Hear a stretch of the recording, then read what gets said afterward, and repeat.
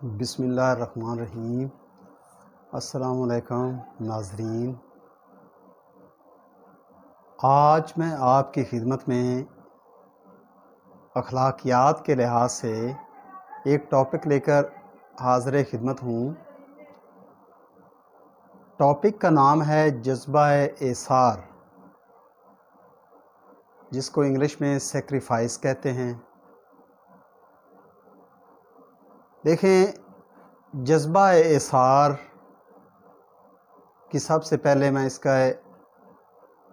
اس کی تعریف کرنا چاہوں گا،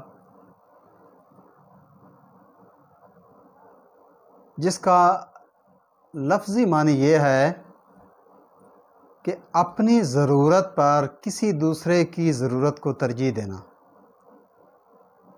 یعنی دوسروں کی ضرورت کے لیے اپنی ضرورت کو قربان کرنا۔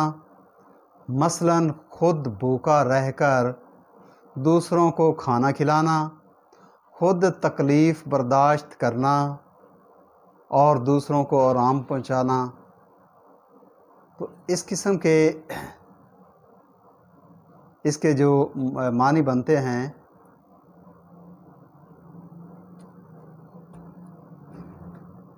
قربان کر دینا، قربانی کرنا، نظر کرنا، غیر معمولی سخاوت اور بخشش، دوسروں کے مفاد کے لیے اپنے مفاد کو ترک کرنا، وغیرہ وغیرہ۔ تو ایسے جذبہ کا نام ایثار ہے۔ اس کے لیے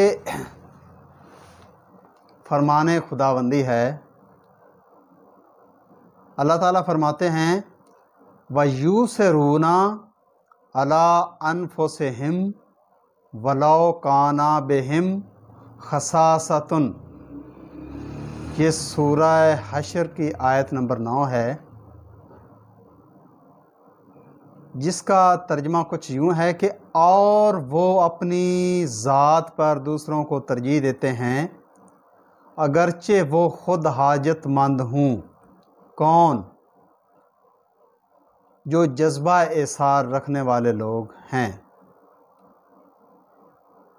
کیونکہ اپنی ضرورت کو دوسروں پر قربان کرنا ایک عظیم جذبہ ہے، اور اللہ تعالیٰ اور رسول اللہ صلی اللہ علیہ وسلم کے نزدیک ایثار کرنے والوں کی بے پناہ قدر ہے۔ تو اسی لیے اللہ تعالیٰ نے اس بندوں کے لیے ارشاد فرمایا ہے وَيُؤْثِرُونَ عَلَىٰ أَنفُسِهِمْ وَلَوْ كَانَ بِهِمْ خَصَاصَةٌ، اور وہ اپنی ذات پر دوسروں کو ترجیح دیتے ہیں اگرچہ وہ خود حاجت مند ہیں۔ تو اس کی سب سے پہلے ہم ان عظیم شخصیات کی مثال کے طور پر چند ایک جو ایثار کرنے والے ہیں ان کی مثالوں کا تذکرہ کرتے ہیں۔ سب سے پہلے کہ عہد نبوی صلی اللہ علیہ وسلم وقت میں حضور اکرم صلی اللہ علیہ وسلم نے غزوہ تبوک کے لیے صحابہ اکرام رضی اللہ تعالیٰ عنہ سے چندہ طلب فرمایا۔ کس کے لیے؟ تاکہ غزوہ کے جو مقاصد ہیں، جو ان کے لیے ضرورت سامان ہے، ان کو فراہم کیا جا سکے۔ تو صحابہ اکرام نے دل کھول کر چندہ میں حصہ ڈال دیا۔ اسی طرح حضرت عثمان غنی رضی اللہ تعالیٰ عنہ نے 900 اونٹ، 100 گھوڑے اور 1000 دینار دیے۔ حضرت عمر رضی اللہ تعالیٰ عنہ اپنے گھر کا آدھا سامان لے آئے، اور اسی طرح حضرت ابو بکر صدیق رضی اللہ تعالیٰ عنہ نے اپنے گھر کا سارا سامان حضور اکرم صلی اللہ علیہ وسلم کی خدمت میں پیش کر دیا۔ اس سے آگے چلتے ہیں کہ حضرت عقیل انصاری رضی اللہ تعالیٰ عنہ کے پاس دینے کو کچھ نہ تھا۔ اب ذرا مثال کے اوپر غور کیجیے اور ملاحظہ فرمائیے کہ حضرت عقیل انصاری رضی اللہ تعالیٰ عنہ کے پاس دینے کو کچھ نہ تھا، وہ ایک یہودی کے پاس گئے اور ساری رات اس یہودی کے باغ کو پانی دیا، اور جب صبح ہوئی تو یہودی نے معاوضے کے طور پر، چونکہ وہ ساری رات پانی دیتے رہے، اور معاوضے کے طور پر کچھ کھجوریں دیں۔ وہ ساری کھجوریں حضور اکرم صلی اللہ علیہ وسلم کی خدمت میں لے آئے اور سارا واقعہ سنا دیا۔ تو حضور اکرم صلی اللہ علیہ وسلم نے آپ رضی اللہ تعالیٰ عنہ کے جذبہ ایثار کی بہت بڑی تعریف کی۔ اسی طرح اور چند ایک مثالیں کہ مسلمان مکہ سے ہجرت کر کے مدینہ منورہ پہنچے تو ان کے پاس یعنی مہاجرین کے پاس نہ گھر تھا، نہ سامان تھا، نہ کھانے کے لیے کوئی بھی چیز تھی۔ تو کیا ہوا، جو وہاں کے جو انصار تھے انہوں نے دل کھول کر ان کا استقبال کیا۔ کہاں کے؟ مدینہ منورہ کے۔ اور ہوا کیا کہ حضور پاک صلی اللہ علیہ وسلم نے ایک ایک مہاجر کو ایک ایک انصار کے ذمہ لگا دیا کہ ان کا جو نان و نفقہ ہے، ان کی ضروریات ہے، ان کی رہائش کا بندوبست ہے، تو وہ ایک مہاجر اور ایک انصار، جو انصار ہے وہ ایک مہاجر کو اس طرح سپورٹ کرے گا اور اس طرح وہ ان کی مدد کرے گا۔ تو اسی طرح ہی انہوں نے دل کھول کر ان کی مدد بھی کی، ان کی معاونت کی، ان کی ضروریات کا خاص خیال رکھا۔ تو اس وقت تک انہوں نے خیال رکھا جب تک کہ وہ خود سنبھل نہیں گئے۔ تو ایسی بے شمار جو مثالیں ہیں وہ ہمارے لیے مشعل راہ ہیں۔ اسی طرح حضرت امام علی مقام علیہ الصلاۃ والسلام کا جو ایثار اور جو قربانی ہے، چونکہ ایثار کا مطلب ہی قربانی دینا ہے، تو انہوں نے جو قربانی دی ہے کس کے لیے؟ دین اسلام کی سربلندی کے لیے، نہ صرف اپنے آپ کو بلکہ اپنے تمام تر اہل خانہ کو، جن میں بچوں سے لے کر جوانوں تک اور عورتوں کو اور اپنے ساتھیوں کو قربان کر دیا۔ کیوں؟ کہ اسلام کی سربلندی ہو۔ تو ایسی مثال دنیا میں نہ کہیں پہلے تھی اور نہ کبھی ہوگی۔ تو یہ جو ہے اظہار کا جذبہ ہے، ہمیں کتنا بڑا درس دیتا ہے صبر کا، ہمت کا، قربانی کا، سربلندی کا۔ تو یہ ہمارے لیے ایک بہت بڑا مشعل راہ ہے۔ اسی طرح اسلام کے بعد اگر ملک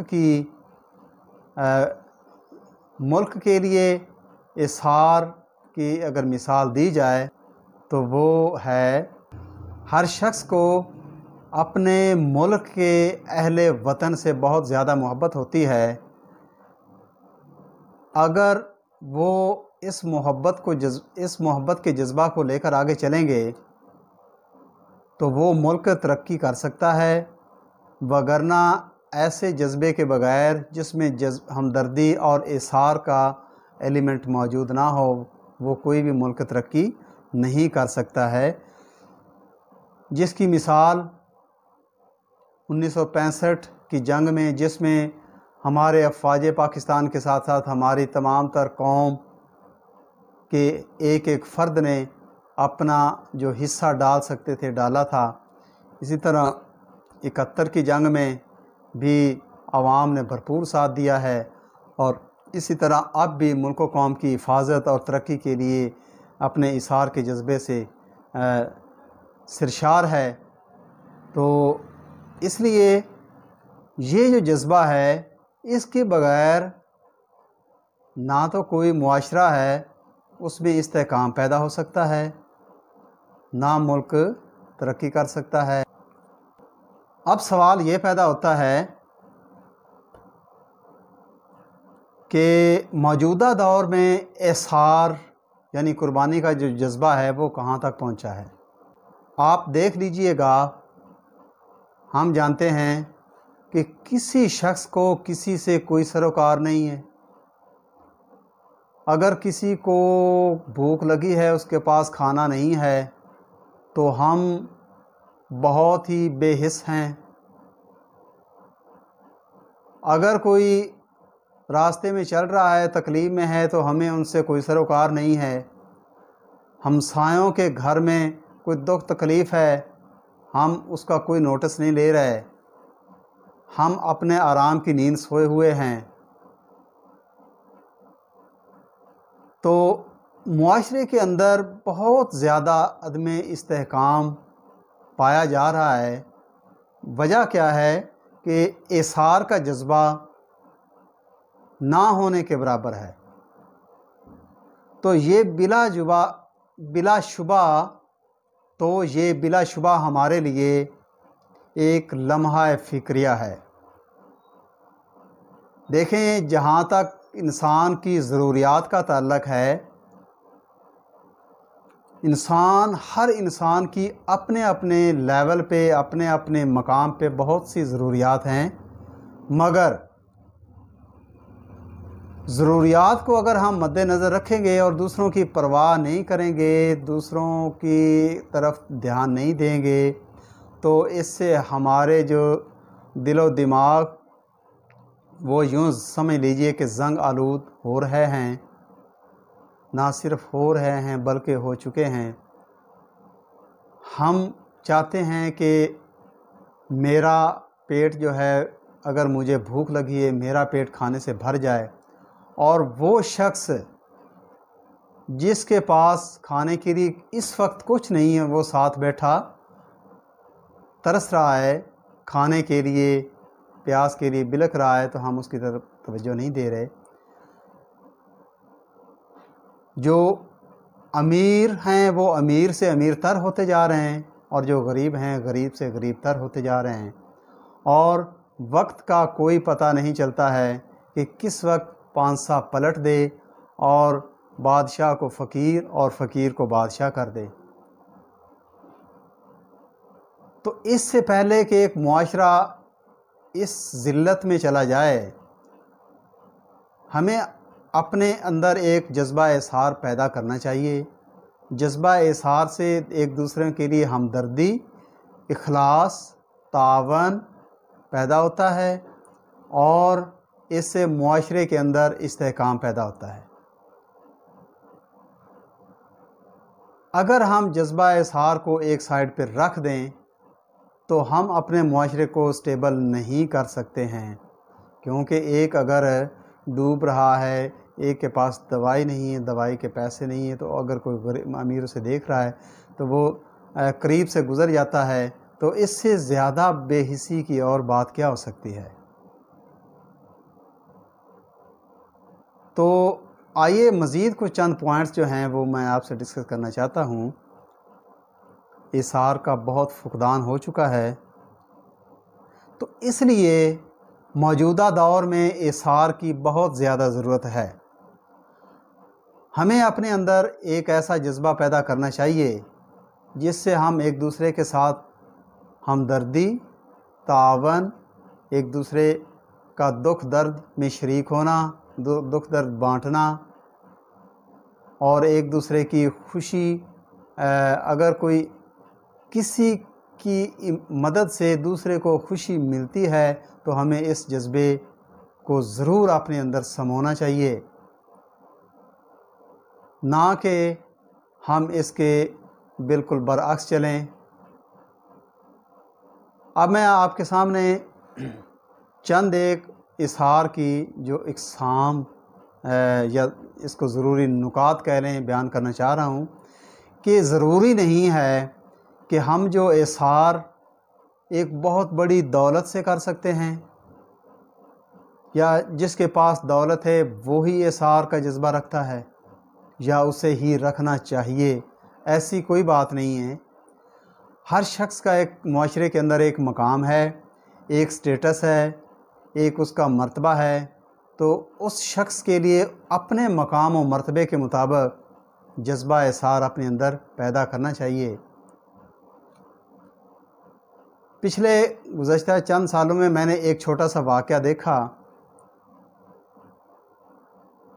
کہ ایک جوتا پالش کرنے والا جو زمین کے اوپر بیٹھ کر جوتا پالش کر رہا ہے، وہی اس کی محنت ہے جسی پر وہ گزارا کیا کرتا ہے، اور یوم آزادی کا دن تھا، اور اس نے کیا کیا ہے، اس کا جذبہ دیکھیں، اس نے کہا کہ آج میں اپنے ملک کے لیے تمام لوگوں کے جوتے وہ فری پالش کروں گا، یعنی صبح سے لے کر شام تک جتنے لوگ مجھ سے جوتے پالش کروائیں گے میں ان کا معاوضہ نہیں لوں گا، کیونکہ میں یہ اپنے ملک کے لیے اور تو کچھ نہیں کر سکتا، یہ کچھ کر سکتا ہوں۔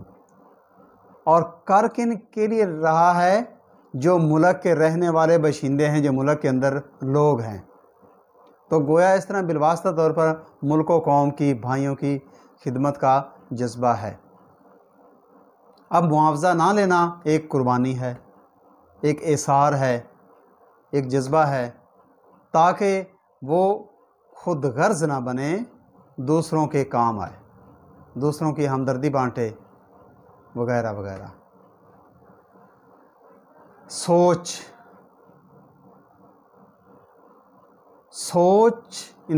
ہر انسان کی سوچ ہے، خواہ وہ کس بھی سٹیٹس پر ہو، کم از کم پہلا ایک ہلکا سے ہلکا جو پوائنٹ ہے وہ سوچ ہے۔ اور سوچ ایک کام ایسا کام ہے جو سب سے بھاری کام ہے، جس پر کوئی خرچ نہیں ہوتا ہے، کوئی مال و زر استعمال نہیں ہوتی ہے۔ یہ اللہ تعالیٰ کا دیا ہوا دماغ ہے، اللہ تعالیٰ کی دی ہوئی عقل ہے، جس سے ہم سوچتے ہیں، اور اللہ نے ہمیں مفت میں دی ہیں۔ اب سوچ کی قربانی کیا ہے کہ دوسروں کے لیے ایسی سوچ پیدا کرنا جس سے ان کی بھلائی ہو، ان کی بہتری ہو، ان کے لیے نیک خواہشات ہوں، نیک تمنائیں ہوں۔ تو کم از کم انسان دعا تو کر سکتا ہے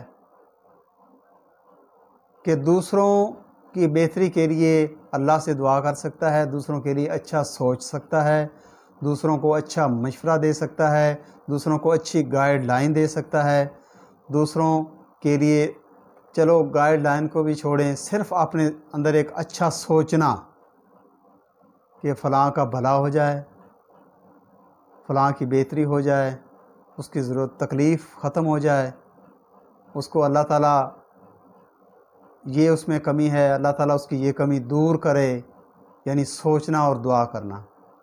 تو یہ کم سے کم ایسی چیز ہے جس کے لیے کسی مال و متاع کی ضرورت نہیں ہے، مال و زر دور کی بات ہے، یعنی سوچنا۔ چونکہ کرنے والی اللہ تعالیٰ کی ایک بہت بڑی ذات ہے، بہت بڑی قوت ہے، تو وہ قوت انسان کے اندر کی جو سوچ ہے، چونکہ اللہ تعالیٰ یہ فرمان ہے نا کہ اللہ تعالیٰ کہاں رہتا ہے؟ انسان کی شاہ رگ میں۔ چونکہ انسان کو بنانے والا اللہ ہے، تو اللہ تعالیٰ سوچ انسان کی دیکھ کر اس شخص کی جو سوچ رہا ہے ممکن اس کی سوچ کی عکاسی کر دے، اس کے لیے کوئی کمی نہیں ہے۔ تو یہ بھی ایک قربانی کا وہ جذبہ ہے جس پر کسی چیز کی ضرورت نہیں ہے۔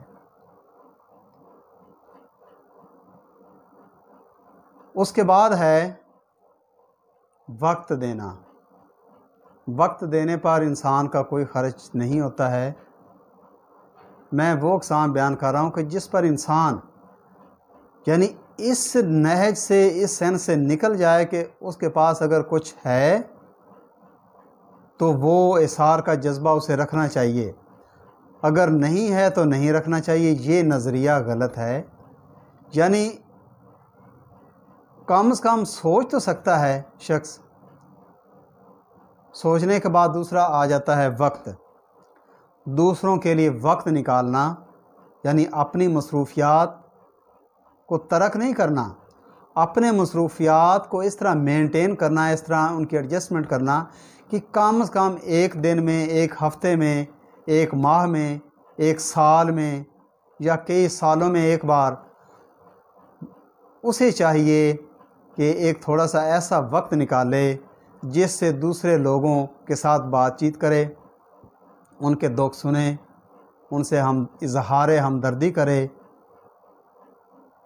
और उनको कम से कम खाली अल्फाज की मदद से उनकी हौसला अफजाई करे। दुनिया में बेशुमार ऐसे लोग हैं जो मसाइब से दो चार हैं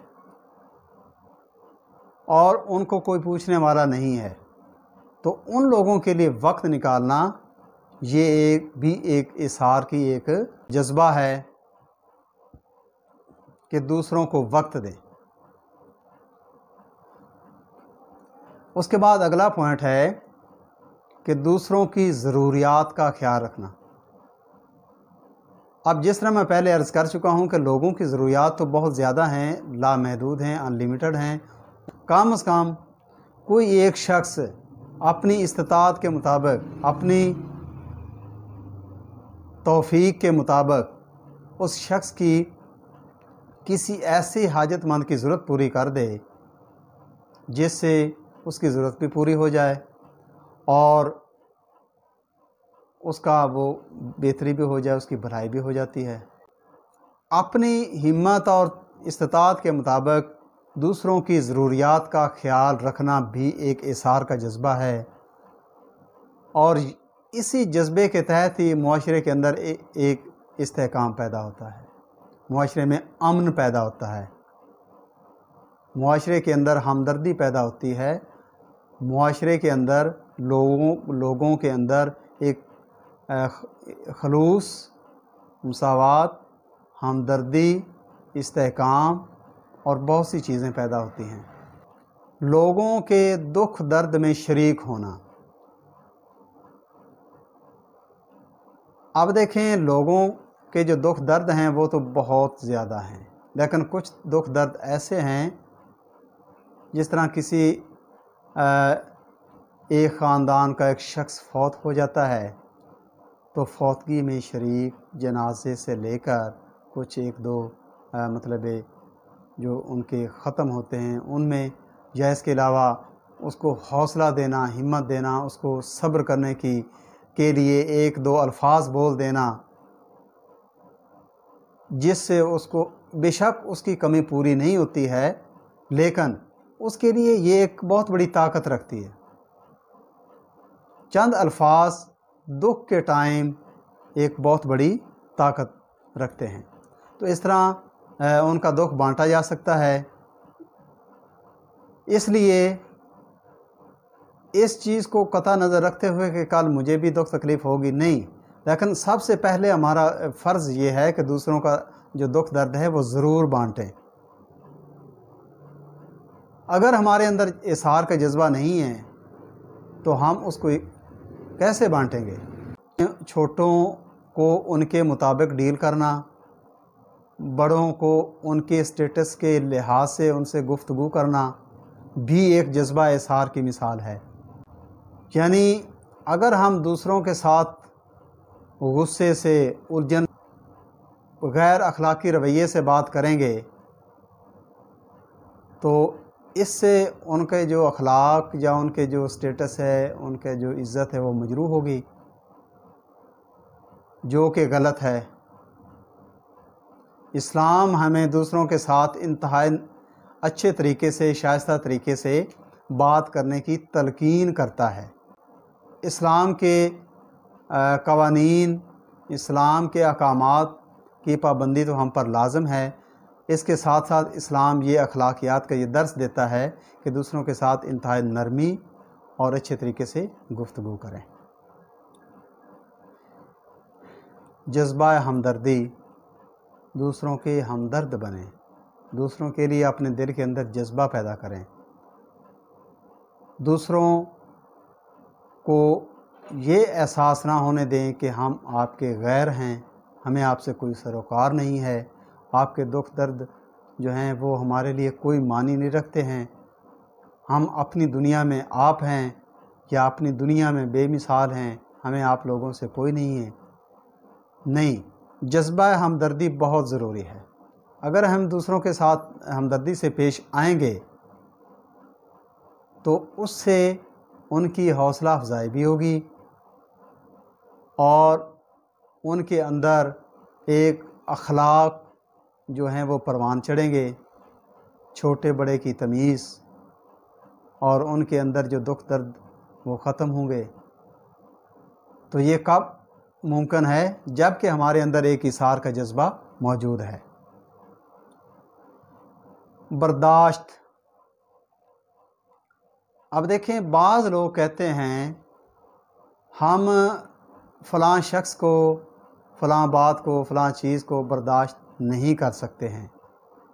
اب اس کی دو اقسام ہیں برداشت کرنے کی۔ ایک بات ویسے ہی غیر فطری ہوتی ہے، اس کو نہیں برداشت کرنا چاہیے۔ جیسے اگر کوئی چوری کر رہا ہے تو چور کے لیے معافی نہیں ہے، ڈکیتی کر رہا ہے تو اس کو برداشت نہیں کیا جا سکتا ہے۔